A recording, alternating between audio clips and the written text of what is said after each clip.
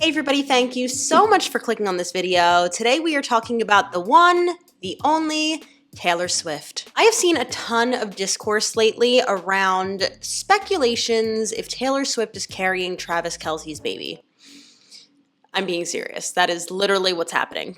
I guess I'm about to have my leave Britney alone moment, but let's kind of dive through this. I want to pull up an article that I saw which had OBGYNs chiming in with their speculations and their explanations. I'll kind of pop up some TikToks that I've seen along the way as well. And we're just going to discuss this entire topic. So this is from boardpanda.com, which to be fair is not a super credible source, but it is an article. There's no doubt about it. OBGYNs weigh in on Taylor Swift pregnancy rumors. Once again, a female celebrity body has been intensely scrutinized on social media, with Taylor Swift becoming the latest victim of pregnancy rumors based on a few-second clip of her performing at one of her concerts. A handful of videos of the songstress performing Delicate during her Eras Tour concert in Lisbon, Portugal have been circulating on social media this week. So essentially what's been happening, Taylor has these bodysuits that she wears during her concert, and people say that she looks different in them.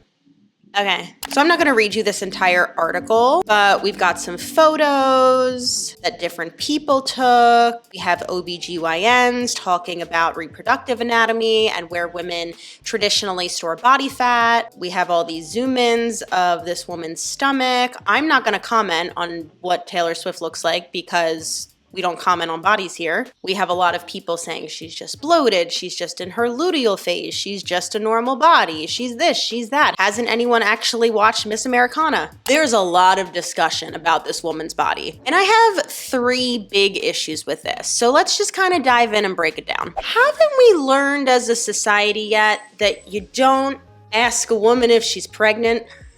Like, isn't that like basic social cues 101? Am I going crazy? I mean, to be honest, nowadays it's becoming more and more accepted to just not ask a woman at all about if she's going to even get pregnant. Unless, you are quite close with her or have a relationship. There's a whole host of things that go into this that just makes it a touchy subject. Reproductive issues, just general judgment from society, a government that wants us to pop out as many kids as possible, apparently. But seriously, just think about this for a second. Would you ever ask someone if they're pregnant or how far along they are? Or, oh, do you know if it's a boy or a girl? Like, you don't do that. That's an inside thought. That's not something that we post about all over the internet. So issue number one, just kind of short and sweet. It's just kind of like like a normal human thing to not ask that. Let's move on. Issue number two is also a pretty obvious one. Let's just stop commenting on people's bodies, regardless if we think they're pregnant or not. Just stop. Bodies are meant to fluctuate. We are not made of fucking stone. Also, this woman's body is probably the least interesting thing about her. This is just a vessel that we are supposed to take care of and present to the outside world in a way that we would like to.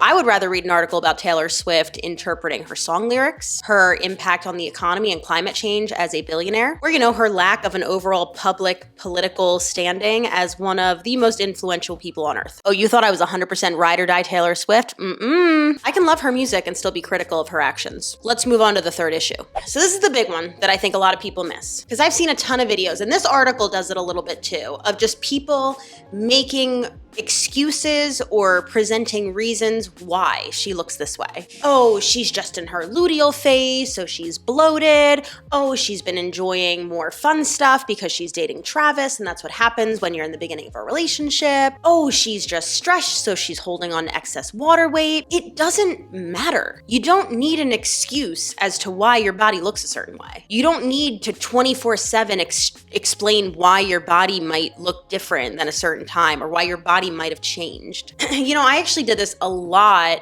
on YouTube midway through the pandemic. Pre-pandemic, I was very overworked, but I was working 5 different jobs, or I was working at 5 different studios and choreographing different shows for a children's theater program. So I was very active. Daily, it was an average of 25,000 steps. I was teaching a ton of dance cardio. I was just expending a lot more energy, and I had way less time to eat proper meals. So I was really undernourished. And it actually led to a lot of health issues. I have a whole video where I've talked about this before, so if you want to know more for whatever reason, you can watch that. But, when the pandemic hit and I lost like all my jobs and I was living in the epicenter of a global pandemic and kind of just stuck in the apartment, a lot of things transitioned to virtual. I just was less active. I also was really taking that time to build healthier habits around nutrition because I still definitely had a little bit of not great nutritional habits that had just kind of like stuck with me from my early 20s. So I took time to undo that, which all of this led to a change in how my body looked. But I've come out on the other side of it with much better habits that are way more sustainable, and I'm a much healthier person now. And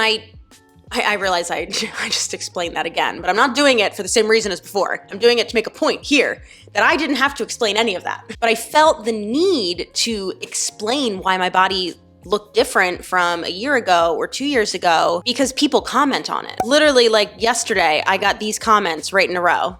People do it to me all the time. And I'm fine. I'm very secure in the way that my body looks. I have days where I'm more bloated. I have days where I'm a little thinner. I have days where I'm mentally not as great, but that's all okay because I've built such a strong foundation. But what's not okay? Anyone commenting on it but me. I no longer make excuses for why my body looks a certain way because you don't have to. You shouldn't have to. There are just such unrealistic body standards or beauty standards implemented in our society that people don't realize that when someone has like a fold of skin as they're moving and dancing and singing and breathing to perform a 3.5-hour show, that's fine. When it would also be fine? If they had 8 rolls of skin coming over their costume. Like you might think that it's okay to make this commentary because Taylor Swift's a billionaire and like she's fine and she's fine. And like maybe she'll never see it or maybe she doesn't care. But I'm not even thinking about any of that. I'm thinking about all of the fans, the women, the young girls who are seeing that discourse and going, well, I'm bigger than Taylor Swift and everyone's saying she looks pregnant. So that means that I look pregnant. So that means that I need to do this, this, and this to not look like that. And you might say that's being ridiculous and extreme, but I grew up in the 90s and early 2000s and had all of that insane nonsense around me all the time, and it definitely affected my 20s and the way that I interacted with food and exercise and saw myself. And even though we have made some huge strides, we obviously have not made enough because this shit is continuing to happen. So overall, moral of the story, why don't we just stop commenting on other people's bodies?